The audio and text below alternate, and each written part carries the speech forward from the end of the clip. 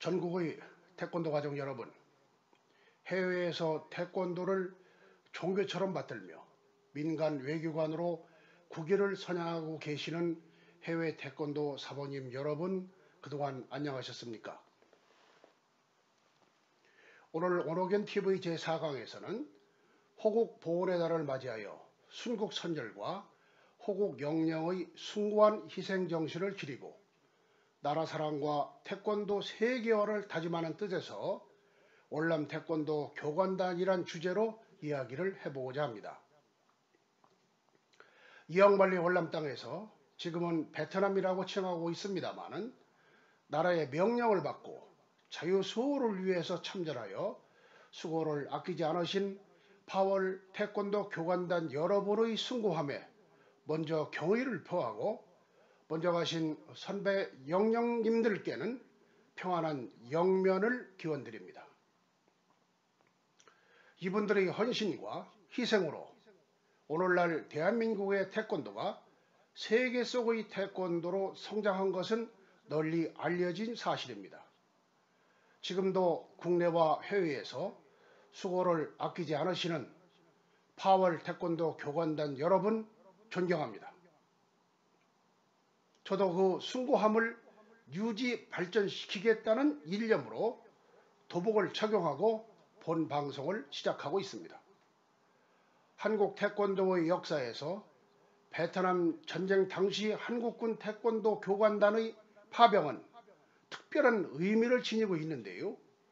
태권도 세계화의 양적 풍족함에도 불구하고 태권도 교관단의 베트남 파견과 활동에 대하여 그동안 제대로 알려지지 않았고 또한 충분하게 공감되지 못한 것도 사실입니다. 베트남 전쟁 기간 한국군 태권도 교관의 참전은 1964년 10분으로 시작되었습니다만 그 이전인 1959년 3월 2일 베트남 고딘티엠 대통령의 요청을 받아 우리 군 태권도 사절단 15명이 월남 순회 시범을 하면서 시작되었습니다. 이후에도 1962년 남태희, 김승규, 정영희, 추교일 사범 등 4분의 교관이 파견되어 태권도 보급을 시작하였고 1966년에는 파월 한국군 사령부의 직할부대인 태권도 교관단이 편성되고 규모도 확대되었습니다. 1973년 3월 12일 파월군 철수까지 657명의 태권도 교관단이 활동하셨으며 그 가운데에는 남태희, 백준기, 최동희, 김석규, 고재천, 김봉식, 정병길, 김승규, 유형선, 홍금식 등 10분은 교관 단장으로 그 외 647명은 교관 요원으로 군과 시민들에게 태권도를 보급하고 지도하였습니다. 파견 기간 동안 지도한 수련 인원은 총 22만 9,913명이고 유단자는 2,916명이 배출되었는데 그 의미를 살펴보면 베트남 전쟁 시 한국군 태권도 교관단의 역할은 전쟁 수행의 수단 측면과 한국형 군사 원조의 시초라는 측면이 크게 평가받고 있습니다.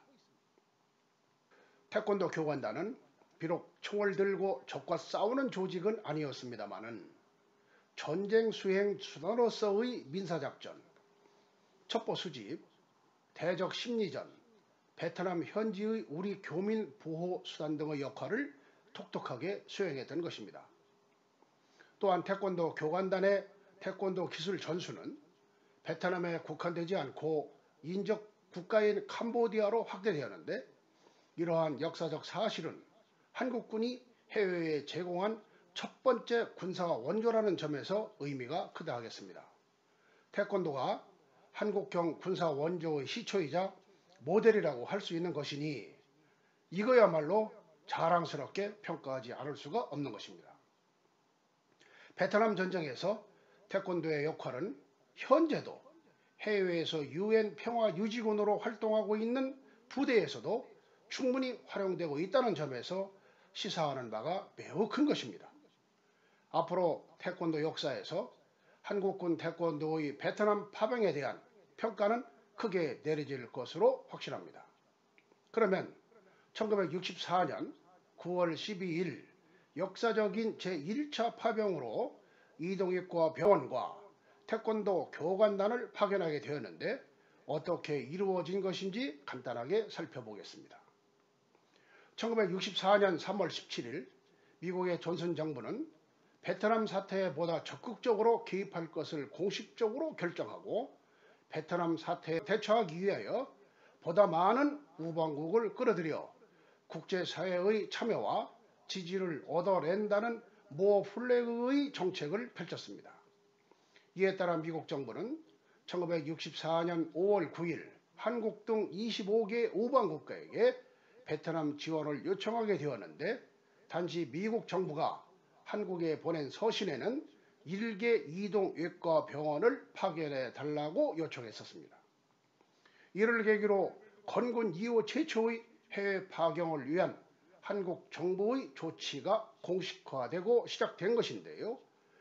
한국군 파병에 대한 당시 정부의 입장은 공산 침략을 받고 있는 남베트남 사태는 한국의 안보와 직간접으로 연결되어 있다는 국가안전보장의 측면과 6.25 전쟁 시 도와준 자유우방에 보답한다는 국제적 신의의 차원이었기 때문에 국민은 물론이고 정치권에서도 공감대를 크게 얻었던 것입니다.